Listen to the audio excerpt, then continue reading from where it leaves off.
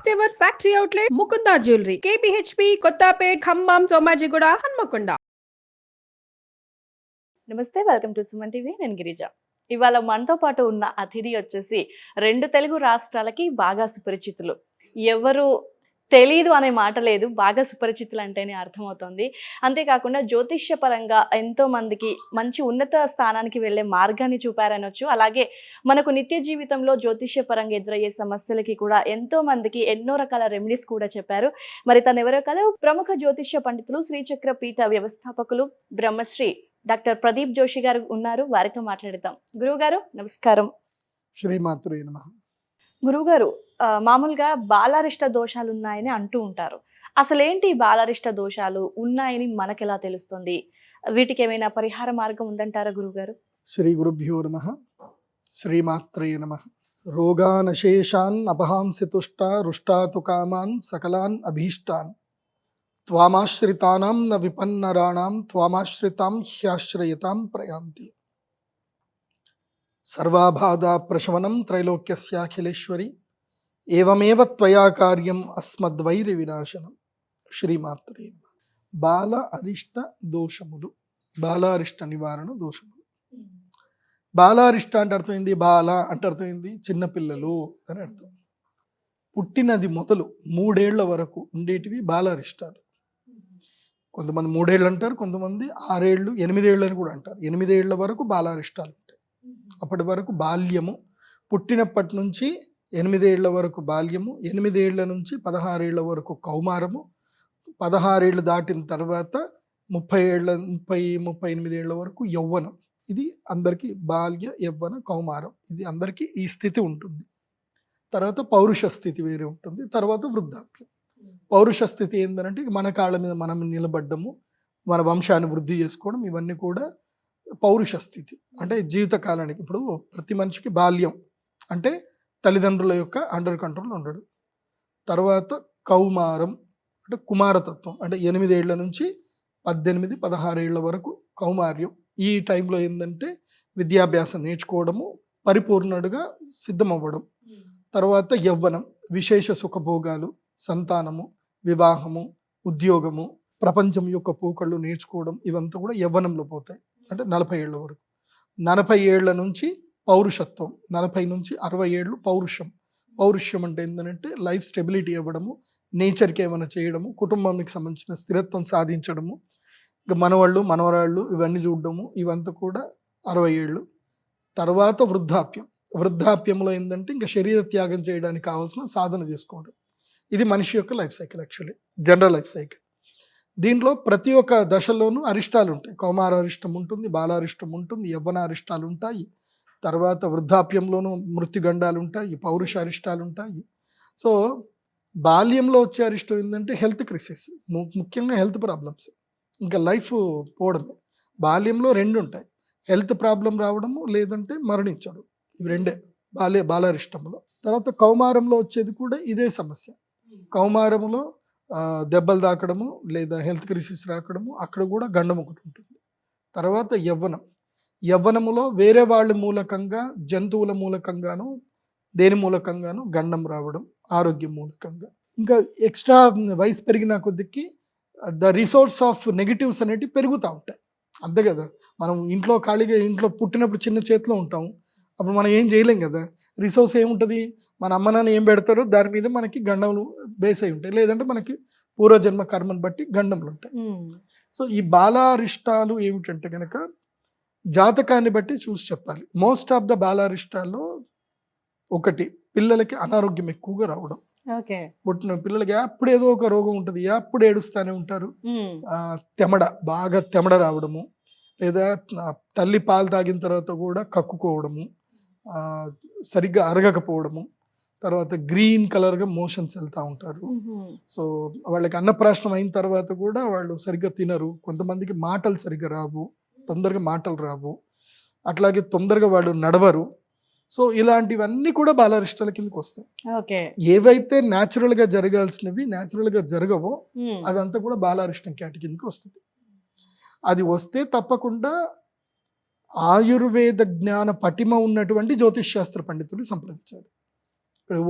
కేవలము లెక్కలేసే జ్యోతిష్యుడిని కాదు సంప్రదించాల్సింది. ఇప్పుడు బాలారిష్టాలకు ఆ జ్యోతిష్ శాస్త్ర పండితుడికి నాడీ జ్ఞానం ఉండాలి. ఏముండాలి? నాడి జ్ఞానం. నాడీ జ్ఞానం అంటే ఆ పిల్లవాడిని చూసి చూడగానే వాడి యొక్క లక్షణం ఏంది, వాడికి ఏ సమస్య ఉంది, కళ్ళతోటి స్కాన్ చేయగలిగారు. అది నేను 3 ఏళ్ళు దాని మీద వర్క్ చేశాను. నేను 3 ఏళ్ళు ప్రతిరోజు అనాటమీ ల్యాబ్కి వెళ్ళడము, డిసెక్షన్ క్లాస్కి అటెండ్ అవ్వడము, human anatomy, human physiology, so ఎలా ఉంటుంది అనేది నేను మణిపాల్ యూనివర్సిటీలో ఎంఎస్సి యోగా థెరపీ నేర్చుకున్నాను. ఎందుకోసం అంటే నేను ఎప్పుడైతే రీసెర్చ్ చేయడానికి వెళ్ళానో, రీసెర్చ్కి వెళ్ళినప్పుడు నా రీసెర్చ్ కంప్లీట్ అవ్వట్లే. నాకు ఇదే నా రీసెర్చ్ ఏంటంటే the planetary influence on human affairs, గ్రహాల యొక్క స్థితిగతి యొక్క ప్రభావము మనుషుల మీద ఎలా పడుతుంది. అది ప్రాక్టికల్గా చెప్పాలంటే మనిషి అంటే ఎవడు తెలియాలిగా. మనిషి అంటే మనిషికి ఎన్ని శరీరాలు ఉంటాయి? అందరు మనిషి అంటే ఒకటే శరీరం అనుకుంటారు. మనిషికి 5 శరీరాలు ఉంటాయి. 5 శరీరాలు. అదేంటి గురుగారు? అన్నమయ శరీరము, ప్రాణమయ శరీరము, మనోమయ శరీరము, విజ్ఞానమయ శరీరము, ఆనందమయ శరీరం. 5 శరీరాలు ఉంటాయి ప్రతి మనిషికి. దీన్ని పంచకోశములు అంటారు. తర్వాత మనిషి శరీరంలో ఎన్ని తత్వాలు ఉంటాయి తెలుసుకోవాలి. మనిషి శరీరంలో 25 తత్వాలు ఉంటాయి. ఆ 25 తత్వము లోపల పంచభూతాలు, పంచ జ్ఞానేంద్రియాలు, పంచ కర్మేంద్రియాలు, పంచ తన్మాత్రములు, మళ్ళీ మనోబుద్ధి అహంకారము, ఈ 3 కూడా దాంట్లో సూక్ష్మ శరీరం కిందకు వస్తాయి. ఈ రెండింటిని డామినేట్ చేయడానికి ఈశ్వరుడు, తర్వాత ప్రకృతి, ఇలా మొత్తం 25 కేటగిరీస్ వస్తాయి. ఇది అంతా తెలుసుకుంటేనే మనిషి, లేకపోతే మనిషి కాదు. మొత్తం 30 ఉంటాయి మనిషి లోపల. 30 అంటే పంచకోశములు. ఈ పంచకోశాలు కూడా తెలుసుకోవాలి. మళ్ళీ త్రిదోషాలు తెలుసుకోవాలి. ఏవి? వాత పిత్త కఫాలు ఎలా ఉంటాయి. సో ఒక మనిషిని చూడగానే ఈ మనిషి యొక్క లక్షణం ఏంది, ఇతనికి ఏ రోగం ఉంటుంది, మనిషి నడక చూసి చెప్పేయచ్చు ఇతనికి ఏ రోగం ఉంది, ఇతను అని చెప్పేయచ్చు. దానికి సాధన చేయాలి. కాకపోతే అన్ని చెప్పడానికి ఉండదు, అదొకటి రూలు. సినిమాలో త్రివిక్రమ్ గారు ఒక మంచి డైలాగ్ చెప్తారు, జ్ఞానం అంటే అంతేరా, చూసినోడు చెప్పలేడు, తెలియనోడికి చెప్పలేడు, తెలియనోడికి అర్థం కాదు. సో చూసినోడు చెప్పలేడు, ఎందుకోసం అంటే వాడికి లిమిటేషన్స్ ఉంటాయి. ఇప్పుడు ప్రతిదీ చెప్పేసామనుకో కొట్టేస్తారు జనాలకి. ఎందుకోసం అంటే దాన్ని అర్థం చేసుకునే కెపాసిటీ ఉండదు. అందుకే అన్ని చోట్ల విజ్ఞానం పనికిరాదు. అన్ని చోట్ల నువ్వే గొప్ప అని చెప్పడం, అన్ని చోట్ల నిజాలు చెప్పడం పని చేయదు. సో అందుకే మనము ఈ యొక్క ధర్మరాజుకి ఒక వేటగాడు వచ్చి చెప్తాడనమాట. కిరాతార్జునీయం అని ఒక గ్రంథం ఉంటుంది. ఇది చాలా మందికి ఈ సినిమాలు చూస్తారు, నేను చెప్పిన ఈ గ్రంథాలు చదవండి. కిరాతార్జునీయం అని ఒకటి ఉంటుంది. ధర్మరాజు అడవిలో ఉన్నప్పుడు వచ్చి చెప్తాడు ఎలా నడుస్తుంది రాజ్యం, ఎలా నడిపిస్తున్నాడు, దుర్యోధనుడు ఎలా నడిపిస్తున్నాడు అని ఒక దూత వచ్చి చెప్తాడు. సూపర్ ఉంటుంది, అది చదవాలి. అట్లాగే విదుర నీతి అని ఒకటి ఉంటుంది, అది కూడా చదవాలి. మంచి ఇలాంటి చదవాలి, పుస్తకాలు ఉండాలి ఇంట్లో. ఎవడైతే పుస్తకాలు క్షుణ్ణంగా చదువుతాడో వాడు ఈ హ్యూమన్ లైఫ్లో సక్సెస్ఫుల్ అవుతాడు. ఈ దిక్కుమాన సినిమాలు, రీల్స్ ఇట్లా ఇట్లా వేసుకుంటూ కూర్చుంటే నిన్ను కూడా అందరూ ఇట్లా ఇట్లా అంటారు. అంతే. నువ్వేంటి అనేది ఒక పర్ఫెక్ట్ మ్యాన్గా తయారవ్వాలి. సో ఈ బాలారిష్టాలు తొలగిపోవాలి అంటే అలాంటి జ్యోతిష్ శాస్త్ర పండితులు సంప్రదించాలి. అతనికి యోగా జ్ఞానం ఉండాలి, ఆయుర్వేద జ్ఞానం ఉండాలి, నాడీ పట్టుకునే తెలిసేగల ఉండాలి. పిల్లలకి నాడి దొరకదు, అది గుర్తుపెట్టుకోండి. ఇది నేను చెప్పిన ఎవరైనా ఆయుర్వేదం చూసేవాడిని అవుతారు, ఏంట్రా చిన్నపిల్లకి కూడా నాడి పడతామని చెప్తున్నావా అంటారు. చిన్నపిల్లకి నాడి దొరకదు, కష్టపడి పట్టుకోవాలి. కడుపు పట్టుకుంటారు, కడుపు పడతారు, సో ఇక్కడ పడతారు. సో చాలా ఉంటుంది నాడి చూడడానికి. సో అలా బుడ్డ పిల్లల్ని పట్టుకోగానే ఇలా చేతులు ముట్టి కాళ్ళు ముట్టి చెప్పేస్తాము, అదంతా స్పర్శతోనే తెలుసు. వీడేంటిది అనేది మా కళ్ళు చూడగానే మాకు తెలిసిపోతుంది. నా కళ్ళే పెద్ద స్కానర్స్. ఎవరన్నా ఇట్లా రాగానే అలా చూడగానే అన్ని టక్ టక్ టక్ మొత్తం వెళ్ళిపోతాయట. అదే సినిమాలో అదే ట్రాన్స్ఫార్మ్ సినిమాలు ఇట్లా చూడగానే మనిషి ఇది ఇది ఇది అని పడిపోతాయి కదా, అట్లా మాకు చూడగానే వీడు కఫ శరీరము, వాత శరీరము, ఓకే కాళ్ళు ఇలా ఉన్నాయి, ఇది ముఖం ఇట్లా ఉంది, పాలభాగం ఇంత ఉంది, కళ్ళు ఇంత ఉంది, సాముద్రిక లక్షణాలు శాస్త్రం. సో చూడగానే తెలిసిపోతుంది. కాకపోతే అందరికీ అన్ని చెప్పం, తెలుస్తాయి కానీ తెలిస్తే కానీ చెప్పకూడదు. చెప్పకూడదు, డబ్బులు ఇచ్చినా చెప్పకూడదు. ఎందుకోసం అంటే లైఫ్ థ్రిల్లింగ్గా ఉండదు, అన్నీ చెప్పేస్తా. ఎప్పుడు ఎంత చెప్పాలో అంతే చెప్పాలి. అందుకే నేను కన్సల్టేషన్ ఇస్తే 5 years వరకే చెప్తాను. ఓకే. 5 years తర్వాత మళ్ళీ 2 అని చెప్తా. అన్నీ అప్పుడే చెప్పేస్తే ఎప్పుడో 10 ఏళ్ళ క్రితం జరిగేదానికి ఇప్పుడు ఏడుస్తా కూర్చుంటాయి మనిషి. జరిగేది ఎప్పుడు జరగక మానదు, కాకపోతే దాన్ని మెంటల్గా మనం రెడీ అయ్యి పెద్దగా అయ్యేదాన్ని చిన్నగా చేసుకోవచ్చు అంతే, జరగక మానదు. అందుకే బాలారిష్టానికి తప్పకుండా పిల్లలు పుట్టగానే జ్యోతిష పండితుడిని సంప్రదించాలి. పుట్టగానే ఎంతవరకు మావాడు ఏమవుతాడు, మావాడికి ఎట్లాంటి పిల్లలు పుడతారు, పెండ్లాం వస్తుందా రాదా, ఇవన్నీ అడగొద్దు. పుట్టగానే 5 ఏళ్ల వరకు 5 ఏళ్ల వరకు ఎట్లా ఉంటుంది గురూజీ, వీడి వల్ల ఎవరికైనా గండం ఉందా, వీడి వల్ల మా యొక్క ఇంటికి ఏదైనా అదృష్టం రాబోతుందా, వీడి వల్ల తండ్రికి కానీ తల్లికి కానీ మేనమామకి కానీ మేనత్తకి కానీ తాతకి కానీ ఎవరికైనా కలిసి వస్తుందా, ఎవరికి కలిసి వస్తుంది ఎవరికి కలిసి రాదు, వీడికి ఎప్పుడెప్పుడు గండాలు ఉన్నాయి, వీడి ఆరోగ్య పరిస్థితి ఏంటి, ఏ టైంలో వీడికి ఎలాంటి ప్రికాషన్స్ తీసుకోవాలి, ఇవి మాత్రమే అడగాలి. ఇంతకుమించి ఎక్కువ అడగద్దు పుట్టిన పిల్లకి. వీడు పెద్దగా అవుతాడా, కలెక్టర్ అవుతాడా, డాక్టర్ అవుతాడా, ఇవన్నీ అప్పుడు అడగకూడదు. అప్పుడు అడిగితే వేస్ట్ అవన్నీ కూడా. చెప్పను నేను అవన్నీ ఎందుకు రా, వాడు స్కూల్కి వెళ్ళి అప్పుడు రా అని చెప్తా. స్కూల్కి వెళ్ళినప్పుడు ఎంత చెప్పాలో అంతే చెప్తా. 10th క్లాస్ అయిపోయిన తర్వాత రా అని చెప్తా. మళ్ళీ 10th తర్వాత ఈ డిగ్రీ వరకు ఎంత చెప్పాలో అంతే చెప్తా. డిగ్రీ తర్వాత రా అని చెప్తా.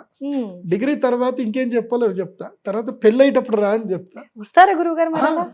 నా దగ్గరకు ఒకసారి వచ్చారు అంటే కంటిన్యూగా రావడం ఉంటుంది, అలా ఫైల్ ఉంటుంది. ప్రతి ఒక్క వ్యక్తి జాతకం నా దగ్గర ఉంటుంది. వాడికి నేను టిక్లేసి పెట్టుకొని ఉంటాను అనమాట. ఆల్రెడీ నాకు అన్ని తెలిసిపోతుంది కదా, నేను అన్ని నోట్ రాసి పెట్టుకుంటా. కాకపోతే చెప్పటం మాత్రం అంతే చెప్పాలి, ఎక్కువ చెప్పకూడదు. ఎప్పుడు ఎక్కువ చెప్పకూడదు, అతి ఎప్పుడు చెప్పకూడదు. అతి సర్వత్ర వర్జయేత్. ఏది ఎంత చెప్పాలో అంతే చెప్పాలి.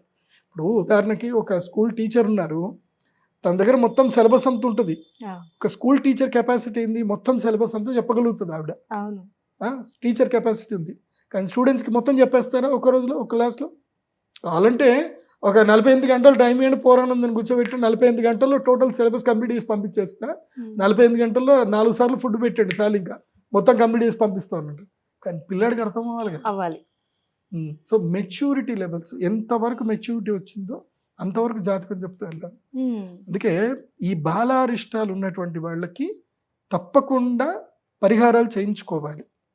ప్రతి ఒక్క మనిషి పుట్టుకకు ఒక కారణం ఉంటుంది. ఏంటి కారణం ఉంటుంది. ఆ వంశంలో ఎందుకు పుట్టాడు, ఆ అనువంశికంగా లెక్కలు తీయాలి. అందుకే ఎప్పుడు కూడా వంశవృక్షము రాసుకోవడము ఒకప్పుడు పద్ధతి. ఇప్పటికీ పద్మశాలి లోపల పద్ధతి ఉంది, పద్మశాలీస్ మెయింటైన్ చేస్తారు. నేను చూసాను, చాలా మంది పద్మశాలి ఇంట్లో చూశాను, కొంతమంది కోమట్ల ఇంట్లో కూడా చూశాను, కొంతమంది నాయుళ్ళు వాళ్ళ ఇంట్లో కూడా చూశాను. కొన్ని ఇళ్లలో అయితే ఉన్నది ఆ పద్ధతి, వంశవృక్షం మొత్తం రాసి పెట్టుకుంటారు. అండ్ తప్పకుండా వాళ్ళ జాతకం ఇవన్నీ కూడా భద్రపరచుకుంటారు ఇంట్లో. అంటే వాళ్ళు ఈయన ఏ నక్షత్రంలో పుట్టారు, ఏం కథ, ఒక చార్ట్ ఉంటుంది వాళ్ళు. మీరు కూడా తప్పకుండా మీ వంశవృక్షం ప్రిపేర్ చేసుకోండి. ఎందుకోసం అంటే మీ ఇంట్లో మీ తాతగారు పుట్టొచ్చు, మీ ముత్తాతగారు పుట్టొచ్చు, అంటే అవే నక్షత్రాల్లో ఆల్మోస్ట్ తెలిసిపోతుంది. పుట్టుక గిట్టుక ఇవి 2 నోట్ చేసి పెట్టుకోవాలి. పుట్టిన టైము, చచ్చిన టైం, ఈ 2 ప్రతి ఒక్క వ్యక్తిని నోట్ చేసి పెట్టుకోవాలి. గిట్టిన టైం బట్టి మళ్ళీ ఏ వంశంలో ఎప్పుడు ఏ రూపంలో ఎక్కడ పుడతారు అని కూడా చెప్పొచ్చు. కాకపోతే అది 100% యాక్యురెన్సీ అయితే ఉండదు. పుట్టిన తర్వాత రావాలి, వచ్చి మా వంశంలో ఎవరైనా అంశతోటి పుట్టాడా కనుక్కోవచ్చు, తెలుస్తుంది. సో దాన్ని బట్టి వాళ్ళకి సంబంధించిన అదృష్టాలు కూడా తెలుస్తాయి. గురుగారు, మరి ఈ బాలారిష్ట దోషాల నివారణ ఏ విధంగా, ఎక్కడ, ఎవరితో చేయిస్తే మంచిదంటారు? తప్పకుండా బాలారిష్టము చేయించిన తర్వాత రక్ష తప్పకుండా తీసుకోవాలి. పిల్లవాడికి రక్ష ఇస్తాం. అది ఒక ప్రత్యేకమైనటువంటి ద్రవ్యముతో చేసినటువంటి రక్ష ఉంటుంది. నల్లతారికి ఒక ద్రవ్యం పెట్టిస్తాం. అది నేను చెప్పాను అనుకోండి, ప్రదీప్ జోషి గారిది కాపీ పేస్ట్ చేసుకొని జోషి గారు చెప్పినట్టుగానే మేము కూడా అదే ఇస్తా ఉండి అని అంటారు. సో ఆ సీక్రెట్ నేను చెప్పను. అది ఒక ద్రవ్యం ఉంటుంది, ఆ ద్రవ్యంతో మేము పూజ చేసి ఆ రక్ష ఇస్తాం.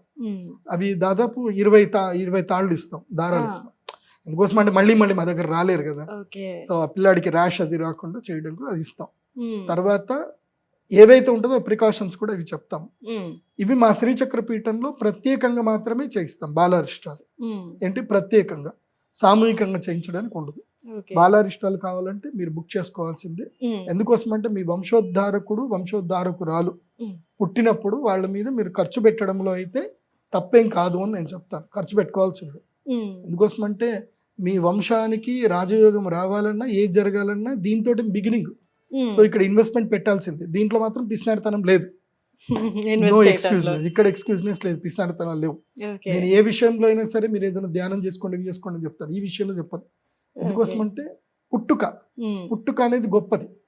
వాళ్ళని ఎలా చేయొచ్చు అనేది మనం మేనిఫెస్టేషన్ చేయొచ్చు. దాంట్లో జ్యోతిష్ శాస్త్రం ఉంది. సో వీడికి ఎప్పుడెప్పుడు ఏమవుతుంది ఎట్లా అవుతుంది, వీడి జాతకంలో ఎవడి కలిసి వస్తుంది ఎవడి కలిసి రాదు అన్నీ ఉంటాయి. అవి ఎంత లెక్క చెప్తాను నేను. చెప్పినాక పరిహారంలో కూర్చోబెడతాం.